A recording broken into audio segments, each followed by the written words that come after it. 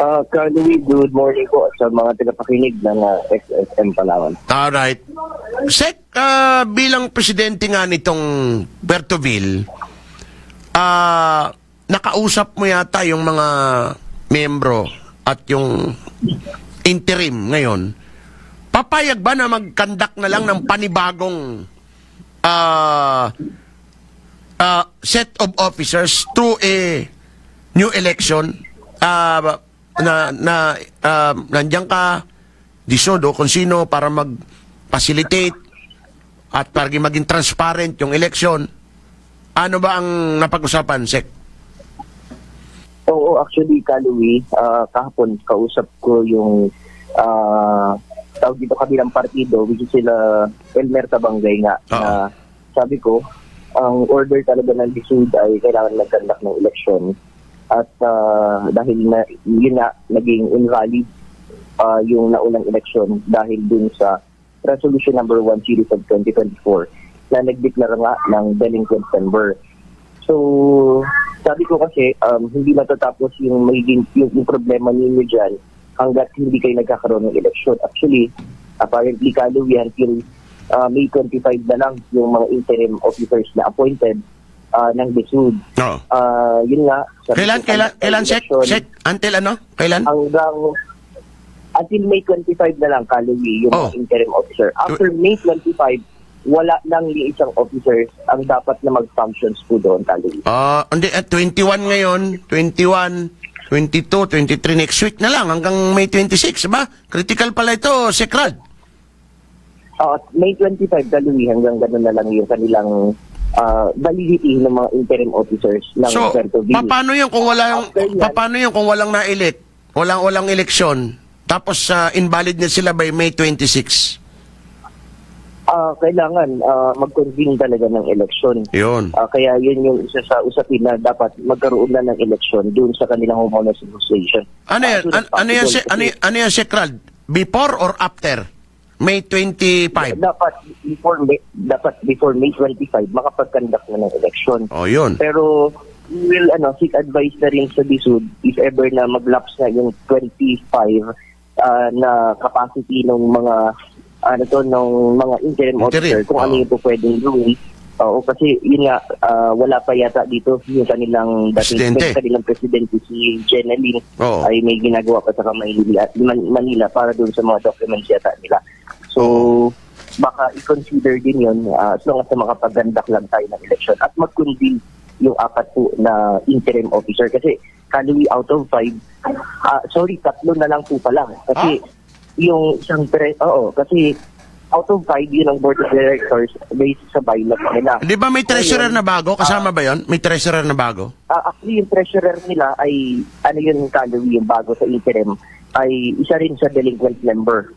So, automatically, hindi siya good standing, hindi siya pwede bumoto, hindi siya pwede maging interim officer. So, secondly, yung isang officer pa nila ay ganun din, tawag dito, isa rin sa delinquent. So, 3 lang yung valid doon na, good standing members sa interim officer. Oo. So, interim lang naman yan. Anyway, so, ano ang Sekrad? Kung 25 yan, so before 25, dapat makakandak ng another election para mabuo yung set of officers kung mananatili ba na presidente si ma'am na incumbent ngayon or mapapalitan siya ng bago at kasama na lahat, pati yung treasurer, Sekrad.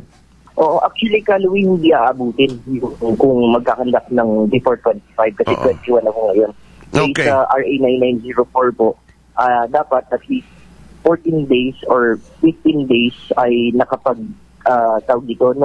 doon sa mga members na magkakaroon ng election. So, let's say for example, kailangan muna nilang dumaan sa isang assembly or general assembly meeting na naka-agenda ng election. Okay. At mag-a-appoint ng election committee, which is the chairman, member, and secretary ng committee ng election.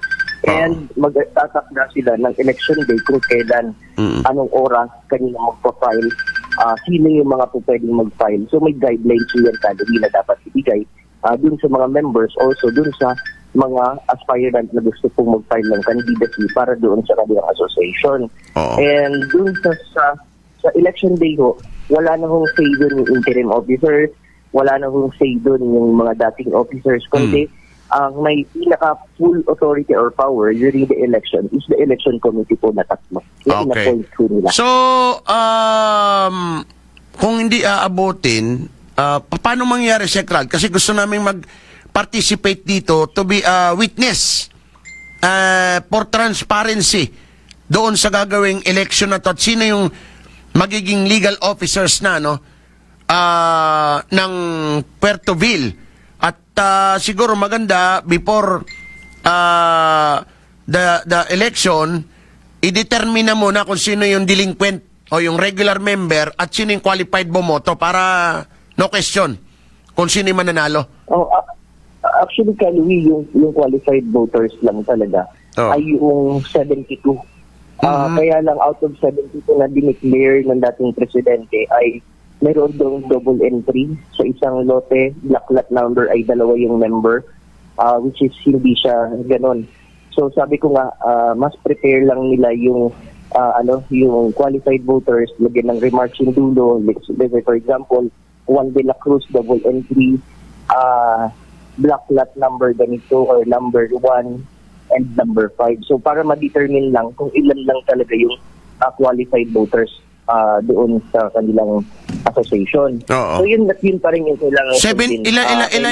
Ilan yan? 73? 72, Kaloy. 72. So yun lang, ano na yun, kumbaga,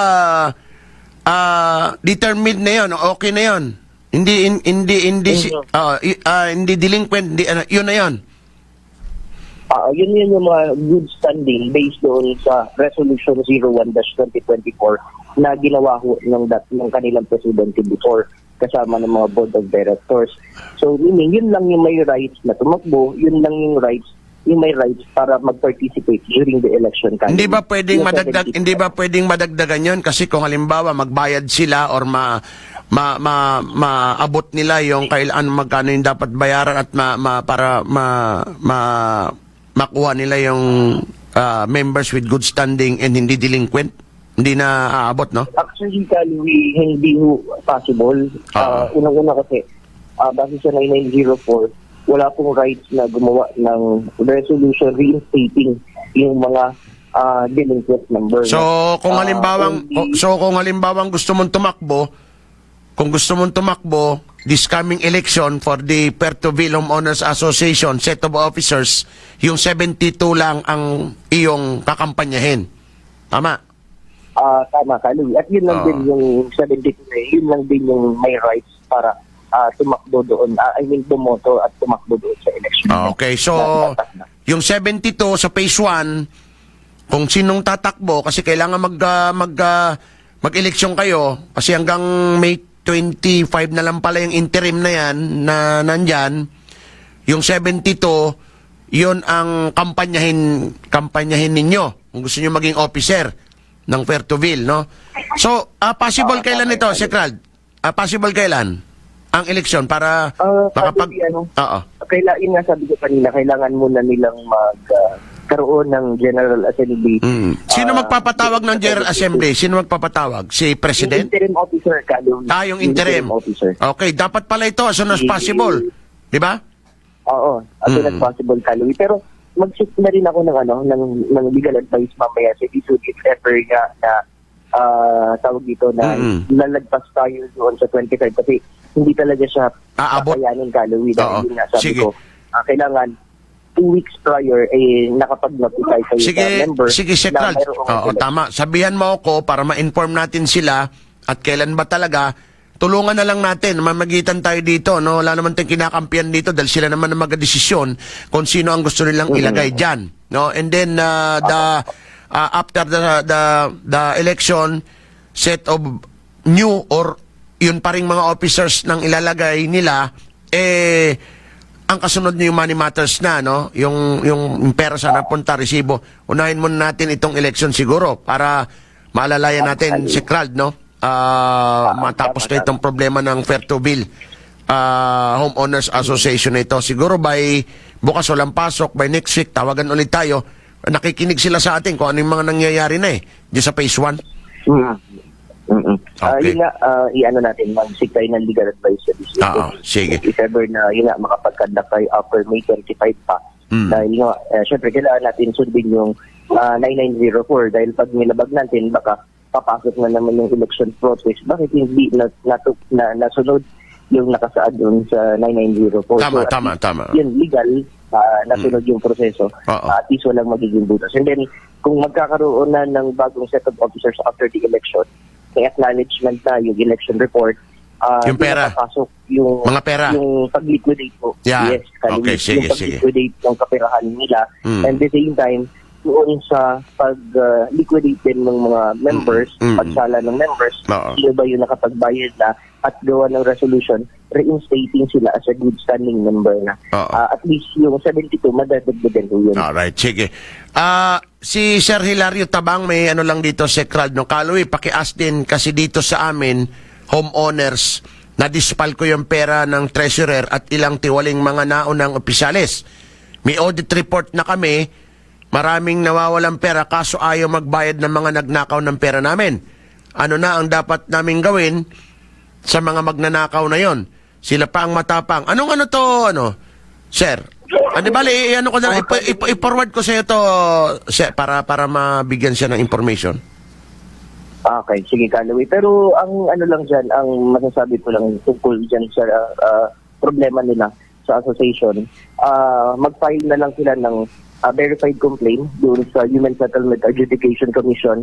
So may Facebook page yan, ang RAB4B, HSAC RAB4B sa Facebook. Pwede silang mag-message doon, humingi ng mga forms. May filing fee lang yun dahil may corresponding na kinukuhang pera yung sinisingil, yung mga complainants. So automatically, may computations yan doon ng HSAC na filing fee po. Depende siya kung magkano halaga yung kanilang kailangan kolektahin or bawiin doon sa kanilang dating interest. Yan, narinig niyo. Okay. Thank you, Secral. At next week, balitaan tayo tungkol dito sa mangyayari at dapat mangyaring eleksyon ng Fair to Bill, Phase 1. Thank you. Oo, Kaloy. Yun na nga. Thank you. Pero hopefully by after ng tawagan ko si Bisud para at least magkaroon tayo ng update agad-agad. Sige po. Thank you po, Sec. Thank you, Kaloy.